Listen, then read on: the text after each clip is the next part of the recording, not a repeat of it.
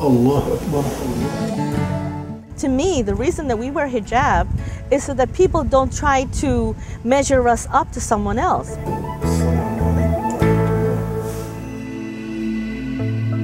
Do you think people are to look at the woman behind the hijab, that behind this hijab there is a social worker, there's a community leader, there's a mother, there's an American, all-American woman behind the veil? Absolutely. I mean, actually, to me, the reason that we wear hijab is so that people don't try to measure us up to someone else, but rather on what we can do or what we are doing for our community or our family or our Islamic center. I mean, it's very important that all of us participate in the mosque, to participate as good citizens, to participate with our children. We are a multiplicity of things, you know, so we have to be never ending just a Muslim woman, but really understanding that we are a woman, but we happen to be Muslim, or happen to be Hispanic, or African American, or Caucasian, but that we really, really, truly are just women. God made us, and we have work on this earth, you know, and we have fulfillment from this work.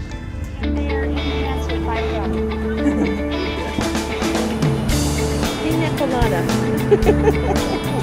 Is that halal? Somebody once said to me, "We fear what we do not know, and once you get to know it, you don't fear it anymore." Like our own inhibitions. You know, I've been hanging out with you people, with you women of Islam, and you know, with the sisters and the brothers here, and I don't find anything threatening. No. Then why are people so scared of this?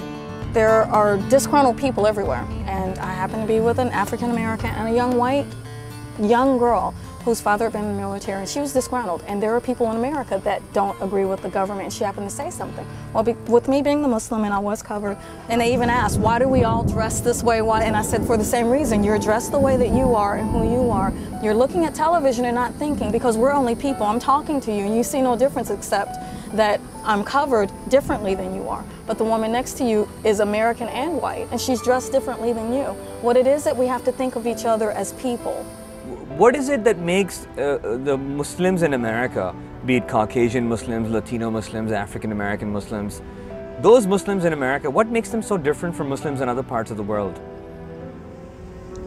I think first of all, we are American Muslims.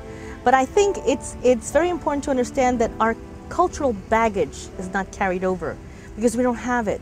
See, I feel that in many countries, they carry a lot of the culture into the religion.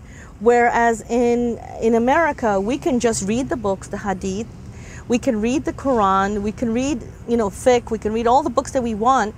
We have this vast library from the internet or from Islamic centers, but we can just read them and take them for what they're worth, you know, which is the reality, rather than hand-me-downs from other people. So that when we practice Islam, we truly strive, I'm not saying that we reach that, but we strive to perfect it. I think it's very important that people understand that we are still American, you know, American people, men or women. All American. That's right, that's right.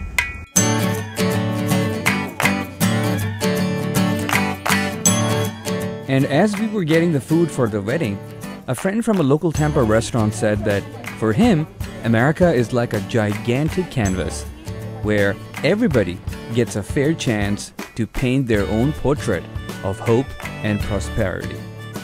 And for him, this is America's biggest contribution to humanity.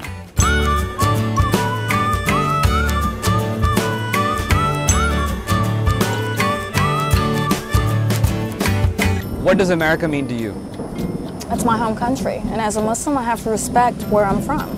It's what gave me my way of being. It's helped support it in my life, my livelihood. So it is where I'm from. It's part of who I am, the makeup of who I am. But being Muslim supersedes all of that. But this is what I have to respect in regards to who I am and what's been given to me from the land here. As an American Muslim woman, what does America mean to you? I love America. It's my country. I was born in Puerto Rico, but this is my country and I love it. It is so diverse. And being a Muslim here is just like, to me, a form of worship, you know. It's like Every day when I get up and I see a palm tree, I thank God for it, or a bird.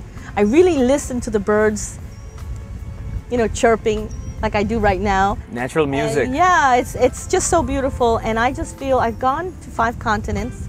I've traveled a lot, I've seen a lot, I've done things, but the reality is this is my country, and I want to continue being a strong Muslim and spread the word of Islam to my sisters who want to know about Islam, because I'm not a preacher per se that goes out in the street and talks to people and knock on doors. I am here. If you have questions, I'm here.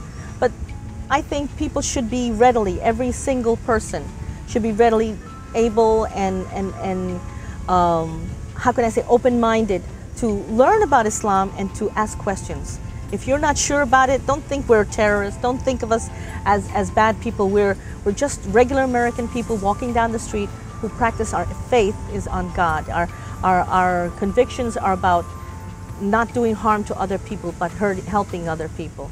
I think we are people of very strong faith. What would be your message to people of other faiths? To give Islam a chance. Just because I'm Muslim, you're Christian, you know, you don't have to come at me and, you know, like you want to convert me. You can come at me to understand me. You know, you can come talk to me to understand me. I'm not, you know, I'll give you the message, you can give me your message. It's not a debate, you know. It's like we have to have kind of unilateral type talks as opposed to, you know, debating or saying, you know, I'm right, you're wrong, anything like that.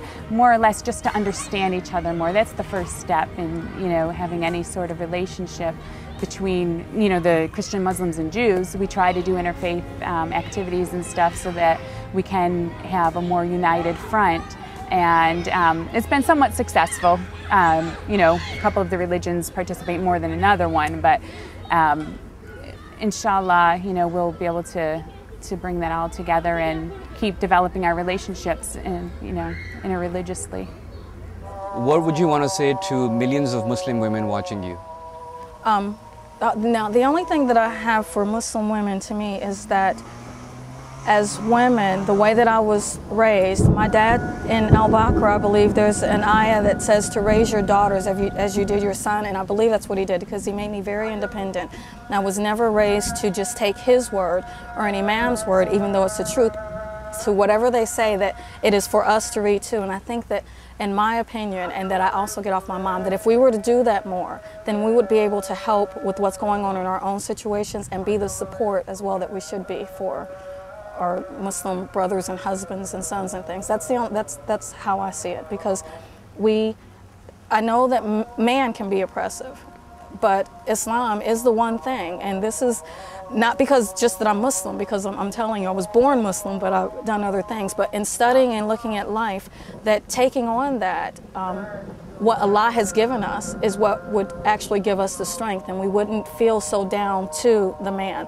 I know years ago in watching what was happening to women, not only what was with Afghanistan and Pakistan and things, but with the Kosovo things, what happened with the women can't be, you know, as simple as saying, well, if you know Islam or something, but to look to that and learn after that. Allah Akbar.